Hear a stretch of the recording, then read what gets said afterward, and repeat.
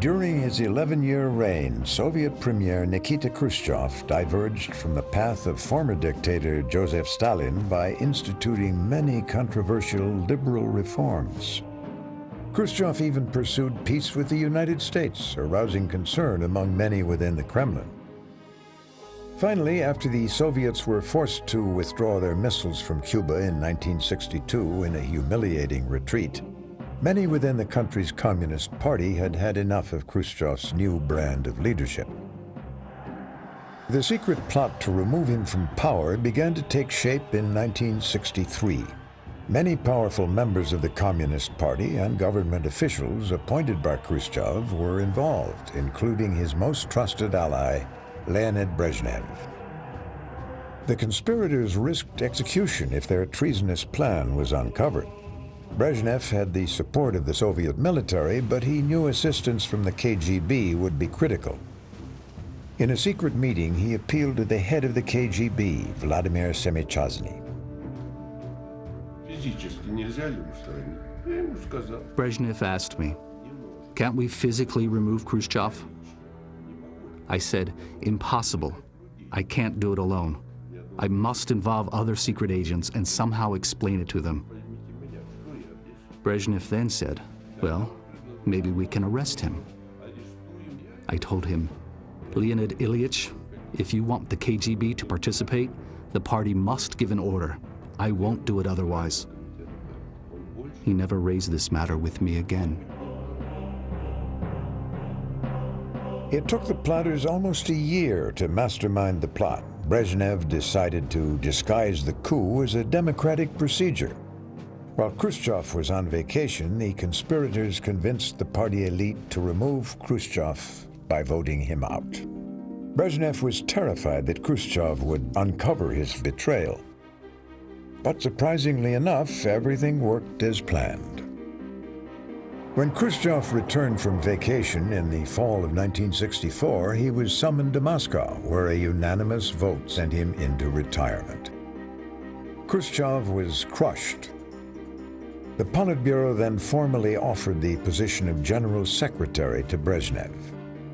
He accepted and immediately canceled many of Khrushchev's reforms. Brezhnev came as a representative of the system. He was supposed to bring stability and be predictable, not for the sake of the country, but for the system's own sake.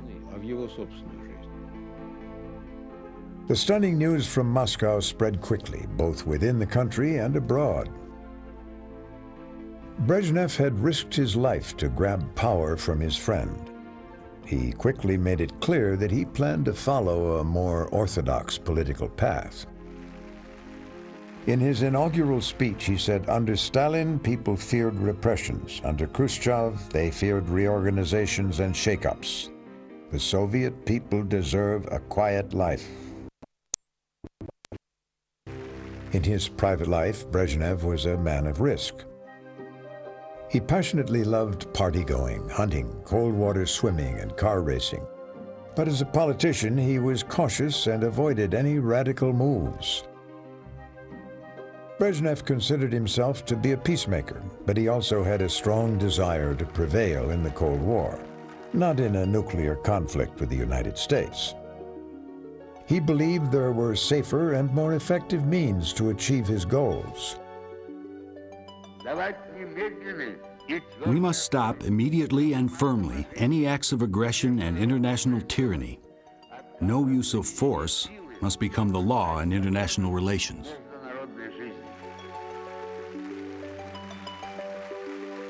Brezhnev believed in the concept of détente, where the world's two superpowers would attempt to reduce the threat of conflict as they continued to disagree.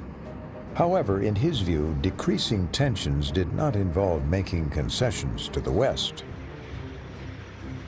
There was the belief that we could relax tensions with the Soviet Union. This was based, I would say, on Western hope, Western optimism. There was really very little evidence of it. We thought of détente as a relaxation of tensions. The Soviet term for détente was peaceful coexistence, which meant that under the umbrella of peace, that they would gradually achieve more and more advantages vis-a-vis the West.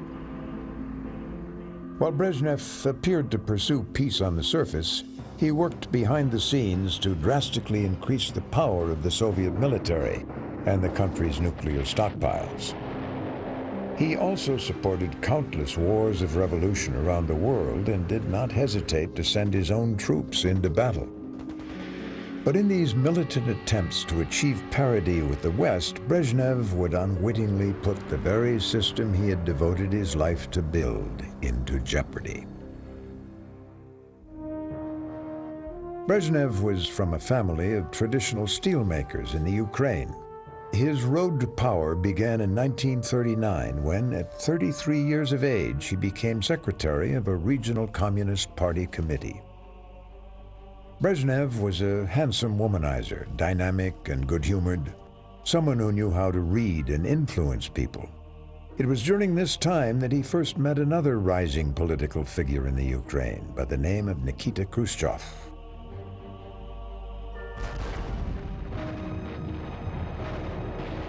When World War II broke out, Brezhnev was a seasoned party functionary. During the war, he was promoted to Major General in charge of the political department of the Ukrainian front. Brezhnev was never in any combat situations, but was proud of the fact that he'd served near the battlefronts for most of the war. When peace returned, Brezhnev held senior party positions all over the Soviet Union. In 1956, Khrushchev made him secretary of the Central Committee in charge of defense. This was one of the most powerful positions in the country. Throughout his career, Brezhnev remained devoted to the interests of the military complex and, in return, enjoyed its loyal backing. His strong relationship with the military was one of the key factors that allowed him to retain power for almost 20 years. During Khrushchev's time as leader, he often wildly exaggerated the strength of Soviet military forces and strategic capabilities. However, Brezhnev knew that he could not rely on Khrushchev's preferred method of bluffing as technological advances continued in the West. Politically, they were competing with us, but militarily they were far behind it. They were aware that new intelligence, that the United States indeed knew exactly what they had, and that they better have something rather than simply attempt to fake it. And so Brezhnev launched a buildup of the Soviet military and most notably the Soviet strategic forces. Discovery of rich oil fields in western Siberia allowed Brezhnev to allocate billions of dollars for military spending. By the late 1960s, the Soviet Union secured its status as the world's second superpower. But Brezhnev knew that military power was not enough. To retain his leadership within the country and to truly compete with the United States, he had to control the KGB as well. The most effective way to do this was to put his own man in charge of the powerful Secret Service. In May 1967, Brezhnev dismissed Vladimir Semichazny and appointed Yuri Andropov as the new head of the KGB. An orthodox communist, hardworking and obedient, Andropov had won Brezhnev's affection and unconditional trust with his personal loyalty. Each day, Andropov briefed Brezhnev on the most valuable intelligence information worldwide, both in capitalist and communist countries. Brezhnev's model to challenge the West indirectly by building up his own forces seemed to be progressing according to plan. But trouble closer to home would soon threaten the peaceful era of détente. Although Khrushchev enacted many liberal reforms within the Soviet Union, he was feared throughout Eastern Europe during his regime after crushing a revolt in Hungary. It was actually Brezhnev who had instituted progressive economic reforms in these countries in the mid-1960s. But after several years of these new economic policies, it seemed Eastern European leaders and residents still craved more extensive political and personal freedoms. In early 1968, Soviet secret agents alerted the KGB to growing anti-Soviet sentiments in Czechoslovakia, warning of its potential breakaway. The KGB claimed that the American Central Intelligence Agency and other NATO member secret services had orchestrated the demonstrations in Czechoslovakia. We have now the documentation available on Dropov's reports that clearly show that the KGB played the role of sort of agent provocateur, trying to present some kind of evidence of the presence of West German intelligence or US intelligence, but it was a very, very weak case. I mean, they really couldn't find anything. In order to provide more justification for Soviet intervention, the KGB began to forge evidence of Czech militancy. They showed hideouts full of weapons on TV. It was a sheer provocation. Just before the invasion, the KGB sent agents to Czechoslovakia, disguised as West German tourists. They had secretly filled these rooms with weapons, and they also accidentally found them later. In reality, the Czech government and its leader, Alexander Dubček, merely called for political and further economic reforms based on a more compassionate form of socialism. The Czech people enthusiastically supported Dubček's new policies, which included a free press and limited democracy. The political situation was still unclear, but the Czech people suddenly felt free during the time in early 1968 known as the Prague Spring. Brezhnev was eager to make an example out of the Czechs, but he also knew that any large-scale military action, even within the Soviet bloc, might destroy the climate of peaceful coexistence with the West. It took Brezhnev and his associates almost 6 months of debate and indecision to make a move. To disguise the invasion, in June of 1968, Moscow announced large-scale military maneuvers of the Warsaw Pact troops. Meanwhile, KGB agents in Prague identified several pro-Soviet secondary members of the Czechoslovak government and convinced them to send a letter to the Soviet leadership. The letter asked the Kremlin to bring in troops to combat counter-revolution. Brezhnev had to choose between the system, in other words, sheer power, and his desire to look like a modern and civilized leader. Naturally, he chose to protect the system. Once the decision was made, Brezhnev was ruthless and swift. The invasion, codenamed the Tumor, began on August 21st, 1968. Within 24 hours, Czechoslovakia was completely occupied. The United States was somewhat surprised. How could they do this? Don't they know that this will ruin détente? Answer was, the Soviets, if they were to preserve their East European empire, really had no alternative but to suppress this.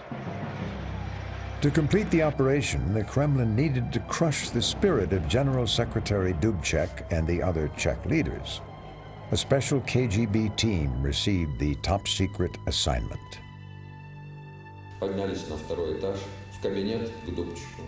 We went to the second floor, into Dubček's office.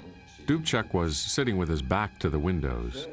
I told him that they were expecting him in the Soviet embassy right away, and that he could take with him anyone he trusted.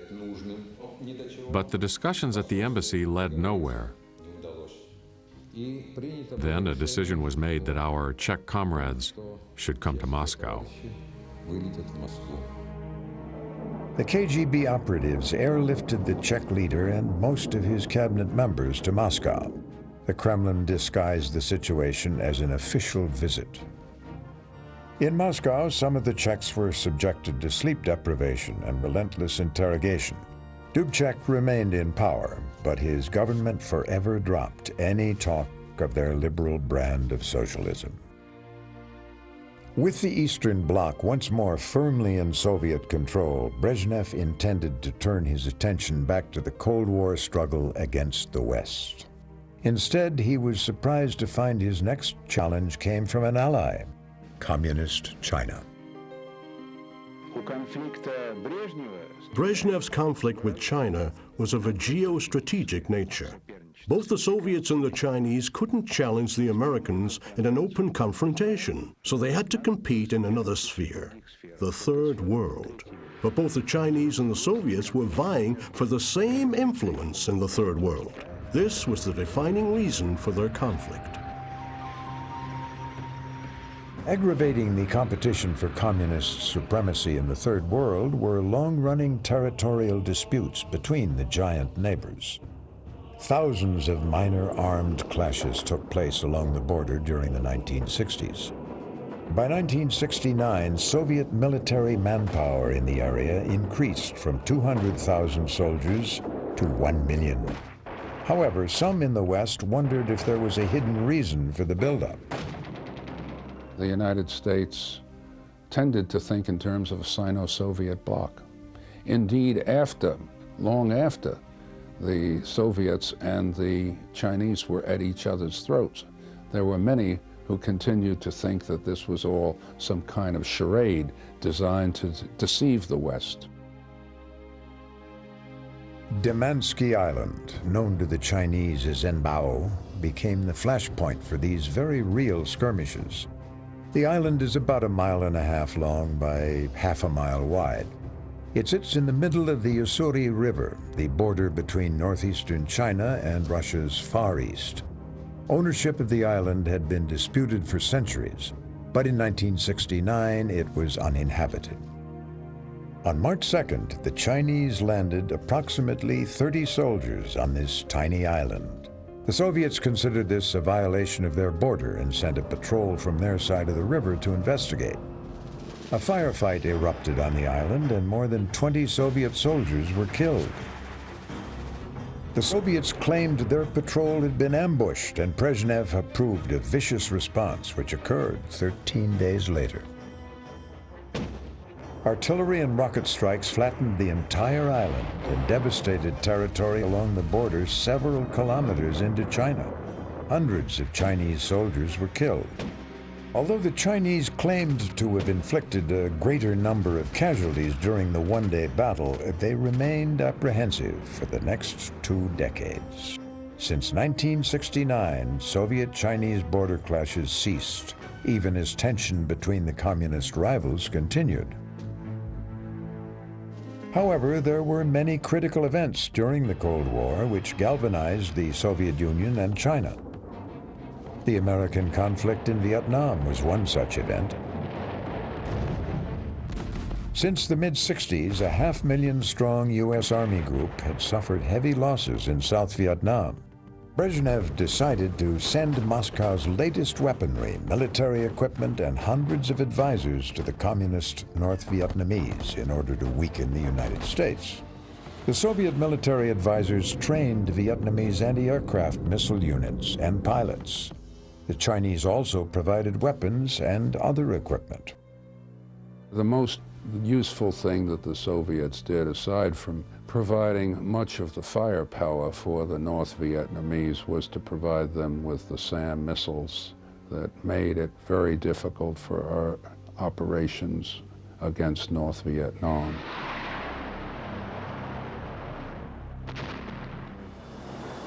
In total, Soviet-made anti-aircraft systems destroyed over 2,500 U.S. military aircraft.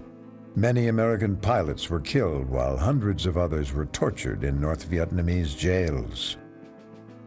Several Soviet intelligence coups in the United States also aided the North Vietnamese.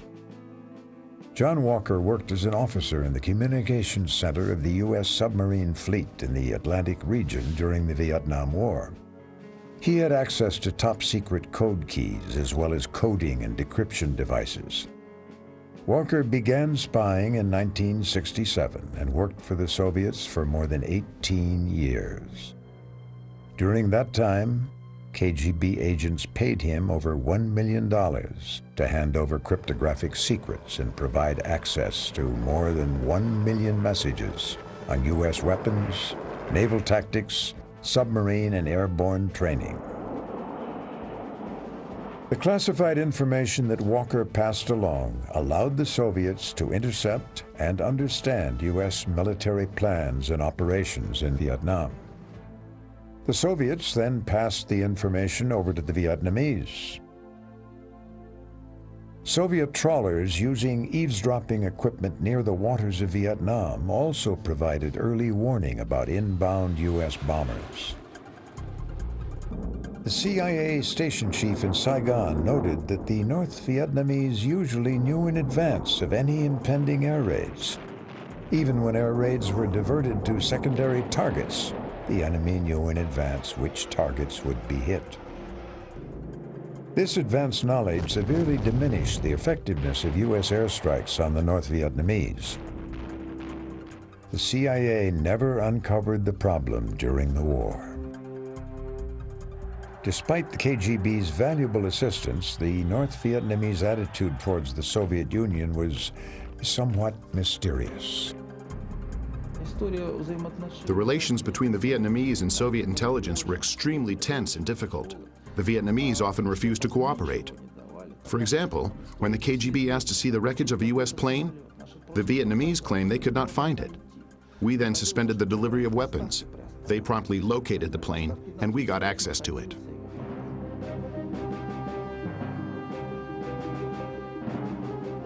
Soviet and Chinese assistance and the unconventional tactics employed by the North Vietnamese eventually led to America's withdrawal from Vietnam.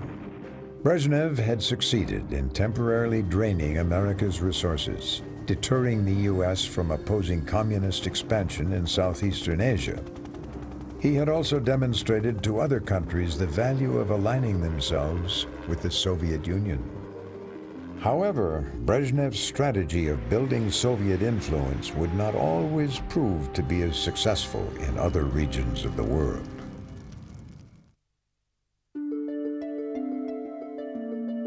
In 1972, the friendly charade of détente continued as Richard Nixon became the first U.S. president to visit the Soviet Union. But in private, Soviet leader Leonid Brezhnev made it clear to his military staff that he would welcome an increase in all types of covert military actions.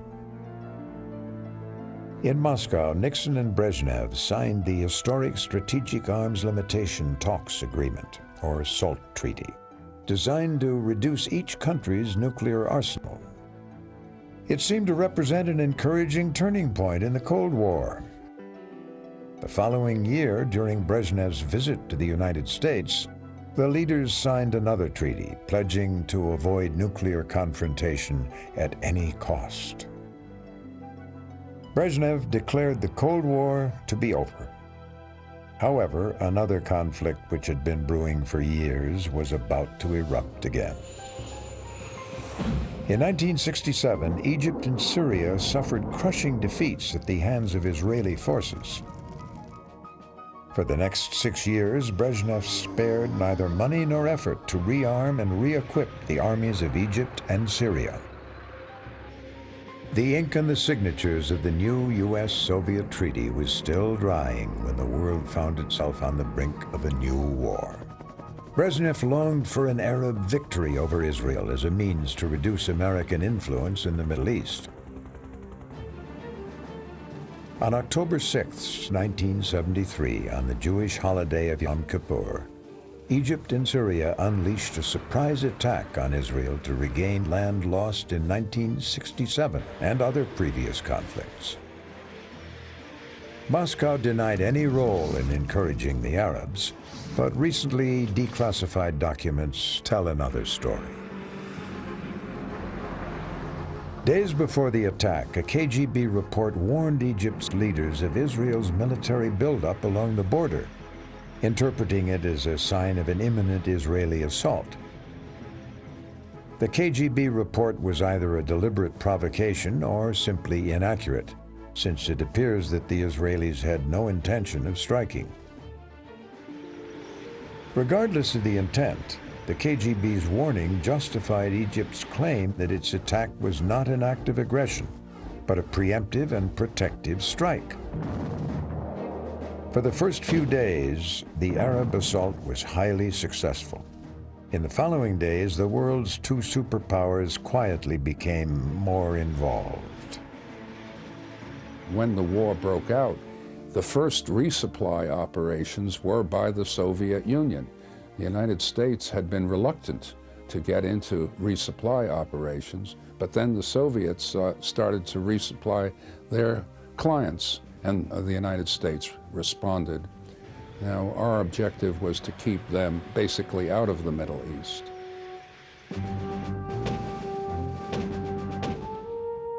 On October 10th, the tide of the war suddenly turned in favor of the Israelis.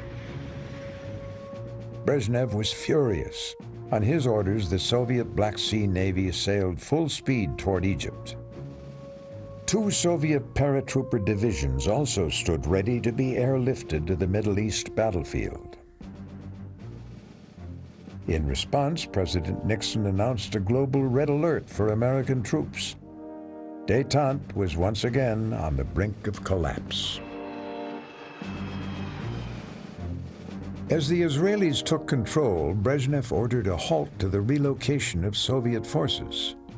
Despite his desire to reduce American influence in the region, he could not risk an open confrontation with the U.S. On October 25th, the war in the Middle East ended. The Arab nations won back only a small fraction of the territory they had hoped to regain. A new attempt at détente took place in August of 1975. Brezhnev, U.S. President Gerald Ford, and the leaders of 30 European countries gathered in Helsinki, Finland, to sign a document known as the Helsinki Agreement. It promoted peaceful resolution of conflicts and respect for international borders, as well as a variety of economic and human rights initiatives throughout Europe. At the same time, Brezhnev and the other Kremlin leaders secretly stepped up military support to anti-American and pro-communist regimes worldwide. Just 3 months after the Helsinki Conference in November of 1975, Brezhnev dispatched military equipment and advisors to Angola to prop up a pro-Soviet movement. The Soviets lost Egypt, but they gained Angola in '75. They supported a military coup or revolution, depending on your views, in Ethiopia. Then there was Mozambique, then there was Yemen, and so on and so forth. For Americans, it created the pattern of Soviet expansionism. By the late 70s, American presidents were under increasing public pressure to discipline the Soviets, to hold the Soviets accountable for what was going on in the Third World. And if the Soviets were not going to stop assisting these revolutionary regimes, the United States would force them to pay a price. The price the Soviet Union paid for continued expansion would soon become very high in a bloody war just across its border. But Brezhnev's deteriorating health secretly became the next great crisis for those inside the Kremlin's walls.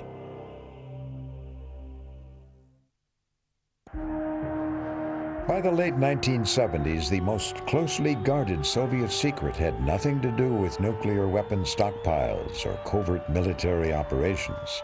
The Kremlin leadership's top priority was to conceal any facts about the health of Leonid Brezhnev. Beginning in the mid-1970s, Brezhnev's health began to decline due to a disorder which restricted blood flow within his brain. His ability to work and focus on a variety of tasks quickly began to fail. Twice he asked the Politburo to let him go, but the Kremlin's inner circle didn't want to change the status quo.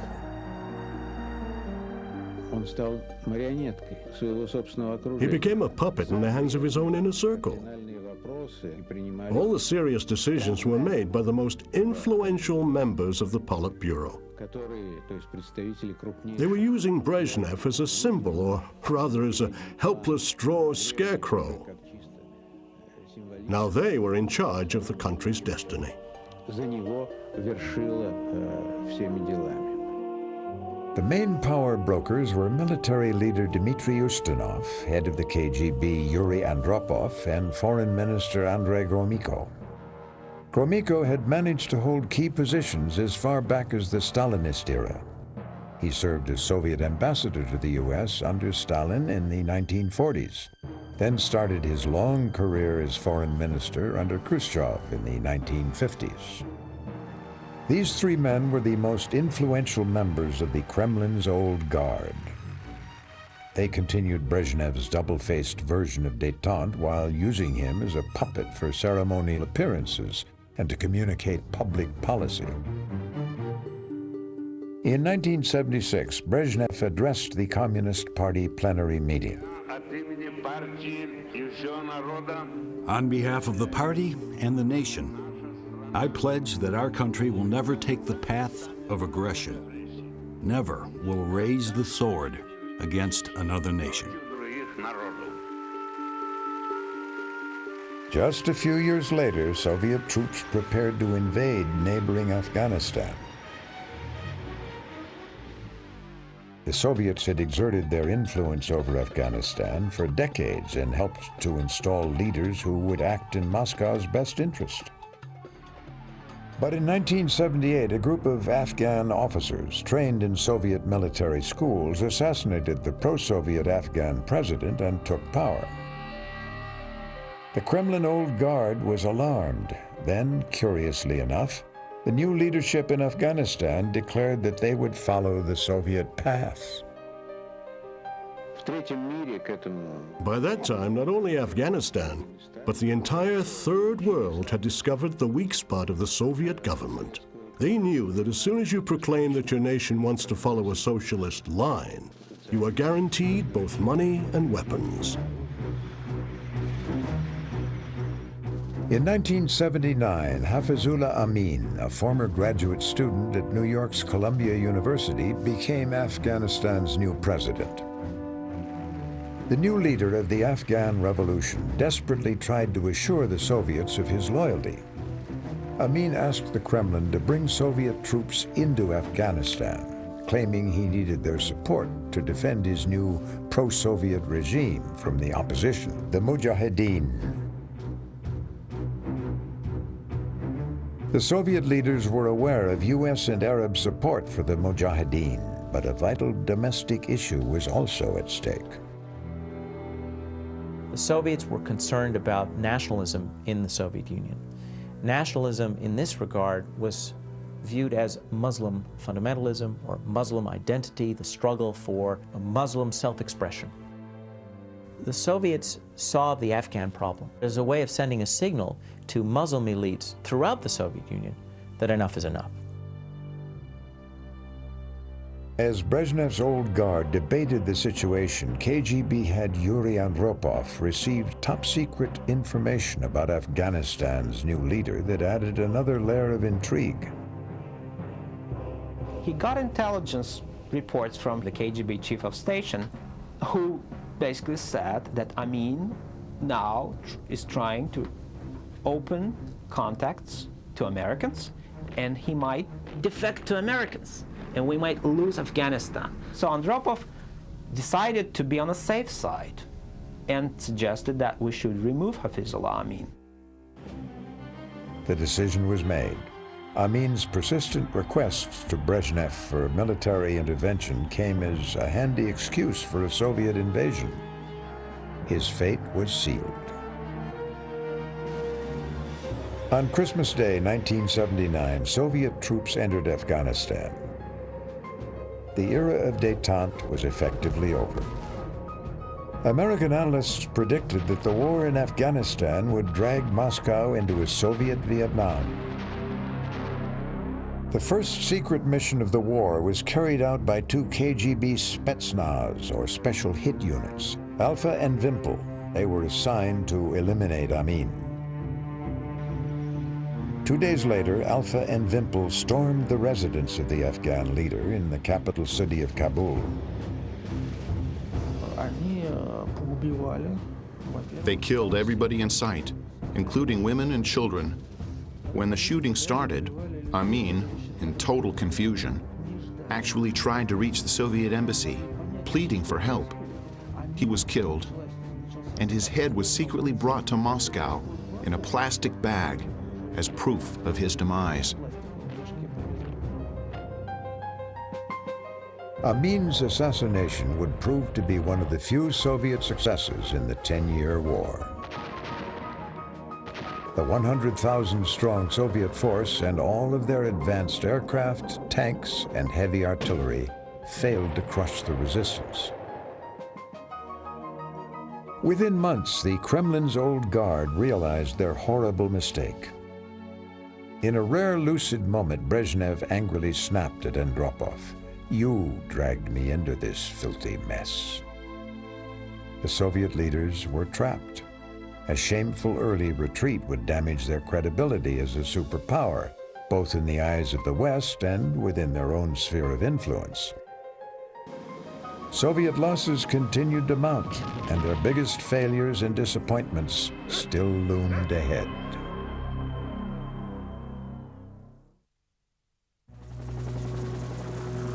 In 1980, 1 year after the Soviet Union became embroiled in a war in Afghanistan, the American people elected Ronald Reagan as their next president. He immediately took a much tougher stance against communism than had former President Jimmy Carter. Reagan drastically increased military spending and dubbed the Soviet Union the Evil Empire. Unknown to the outside world, Soviet leader Leonid Brezhnev's brain disorder had reduced him to acting merely as a mouthpiece for the members of the Kremlin's old guard. KGB director Yuri Andropov led the old guard's reaction to their new threat from Reagan's strong anti-communist views. In the early 80s, Andropov strongly believed that an attack by the United States and NATO on the Soviet Union was imminent. The KGB launched an enormously expensive long-term operation. Every week, each Soviet spy station abroad was to answer an endless list of questions like, were U.S. hospitals getting additional blood units? Were the windows at the NATO military headquarters lit longer than usual at night? And so on. These exhaustive Soviet intelligence measures, coupled with the costly war in Afghanistan and the continuing arms race with the West, began to severely drain the empire's economic resources. The old guard was also having a more difficult time hiding Brezhnev's illness. By 1980, he had lapsed into senility. One day, Brezhnev decided to decorate the Soviet television star of his favorite program with the nation's highest military award, the Hero of the Soviet Union. Actor Vyacheslav Tikhonov played a successful Soviet spy in Germany during World War II, but Brezhnev believed the actor really was a successful agent. His aides finally persuaded Brezhnev to decorate the actor with a more suitable non-military award. On another occasion, in the middle of the night, Brezhnev became convinced that enemy forces were invading Moscow. He refused to go back to sleep until his personal guard lied and told him the Soviet troops were mobilizing to stop the imagined attackers. However, the threats that Soviet forces faced in Afghanistan throughout the 1980s were very real. As predicted in the West, their campaign did begin to mirror America's experience in Vietnam. During that war, Soviet aid and a determined enemy using unconventional tactics had paralyzed U.S. forces. By the mid-1980s, the CIA was returning the favor in Afghanistan by training and supplying that country's guerrilla fighters. Just as in Vietnam, there were no front lines in Afghanistan. The highly mobile Mujahideen guerrilla units attacked from hiding places in a hit-and-run manner, only to immediately disappear and return to their bases in mountains. Extremely mobile American-made Stinger missiles took a heavy toll on vulnerable Soviet tanks, helicopters, and personnel carriers.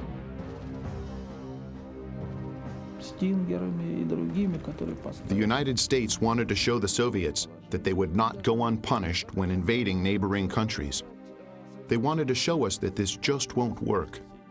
Well, they made their point, and they did teach us a lesson. KGB head Yuri Andropov was the first to realize that this war couldn't be won. The Kremlin leadership looked for a way to retreat while minimizing international humiliation. In 1987, they tried initiating peace negotiations through Afghani President Dr. Mohammad Najibullah. But the Mujahideen knew he was simply a Soviet puppet and refused to back down. Years of conflict in Afghanistan and the Kremlin's ineffective domestic policies began to take a toll on the Soviet people. Food shortages appeared as the standard of living in the communist bloc continued to decline. The longing for a peace accord became so intense that on occasion the KGB took extraordinary measures. Recently uncovered documents have revealed that the KGB actually provided the Mujahideen with information on the time and location of several Soviet assaults to reduce casualties on both sides. Soviet military leaders no longer believed in their country's propaganda, and the common soldier did not understand what he was fighting for. Finally, in April 1988, Moscow began to withdraw its troops from Afghanistan.